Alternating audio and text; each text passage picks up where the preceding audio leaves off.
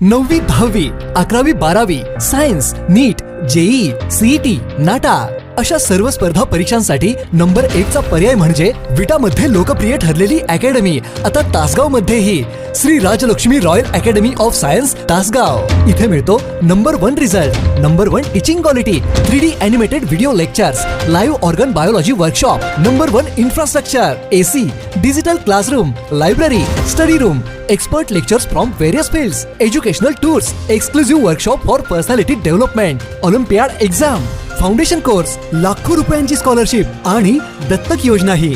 आपल्या पाल्याच्या उज्ज्वल भविष्यासाठी आजच प्रवेश निश्चित करा। मोठेवाडी दुर्घटना, मृतांच्या वारसांना 4 लाखांची मदत। पालकमंत्री चंद्रकांतदादा पाटील यांनी घेतली जखमींची भेट।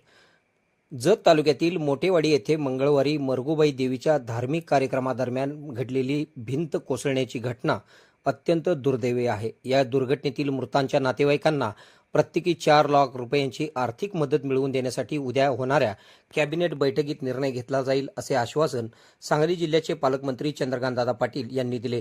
त्यांनी आज मिरज येथील शासकीय रुग्णालयात जाऊन जखमी भाविकांची भेट घेतली व त्यांच्या प्रकृतीची विचारपूस केली। काल मंगळवारी मोठेवाडी येथे मरगुबाई देवीच्या उत्सवासाठी मोठी गर्दी झाली होती। दरम्यान अचानक सुटलेला वादळी वारा व जोरदार पावसामुळे भाविकांनी बचावासाठी एका कच्च्या भिंतीचा आढावा घेतला। मात्र खराब हवामानामुळे ही भिंत कोसळली व त्याखाली दबून 6 भाविकांचा जागीच मृत्यू झाला तर 10 ते 12 जण गंभीर जखमी झाले। या घटनेनंतर बुधवारी सकाळी पालकमंत्री चंद्रकांतदादा पाटील, आमदार गोपीचंद पडळकर, सांगलीचे जिल्हाधिकारी मैनाक घोष, पोलीस अधीक्षक तुषार दोशी यांनी रुग्णालयात भेट दिली। यावेळी पालकमंत्र्यांनी प्रशासकीय यंत्रणेला महत्त्वाचे निर्देश दिले। आर्थिक मदत, मृतांच्या नातेवाईकांना प्रत्येकी 4 लाख रुपये मदत देण्यासाठी तातडीने प्रस्ताव पाठवण्याच्या सूचना जिल्हाधिकाऱ्यांना देण्यात आल्या आहेत। जखमींवर उपचार, शासकीय व खासगी रुग्णालयात उपचार घेत असलेल्या रुग्णांना सर्वोत्तम वैद्यकीय सेवा देण्याचे आदेश देण्यात आलेले आहेत। या भीषण दुर्घटनेत मृत्युमुखी पडलेल्या 6 जणांपैकी 4 जण महाराष्ट्रातील असून 2 जण शेजारील कर्नाटक राज्यातील आहेत। आमदार गोपीचंद पडळकर यांनी ही माहिती दिली की मिरज शासकीय रुग्णालय व खासगी रुग्णालयात उपचार घेत असलेल्या जखमींची प्रकृती सध्या स्थिर आहे। या घटनेमुळे संपूर्ण जत तालुक्यावर शोककळा पसरली असून स्थानिक प्रशासनाकडून मदत कार्य व पुढील कार्यासाठी वेगाने सुरू आहे। सुरू झालेला पाऊस, या पावसाची पिकं म्हणून पूर्वतयारी नसते, अशा घडणाऱ्या घटनाही अनपेक्षितपणे घडतात।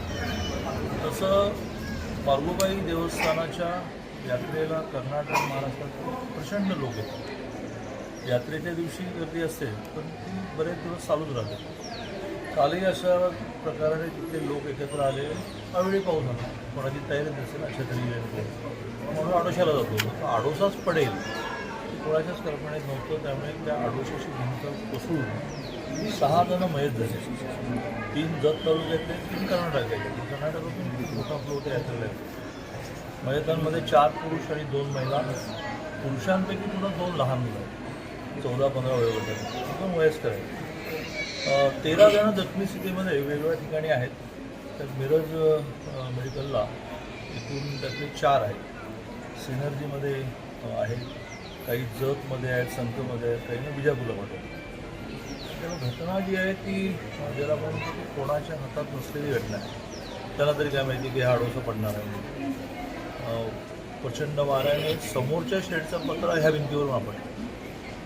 तर आता मृतांच्या नातेवाईकांना प्रत्येकी 4 लाख रुपये मिळण्याचा प्रस्ताव कलेक्टर महोदयांनी तयार केला आहे।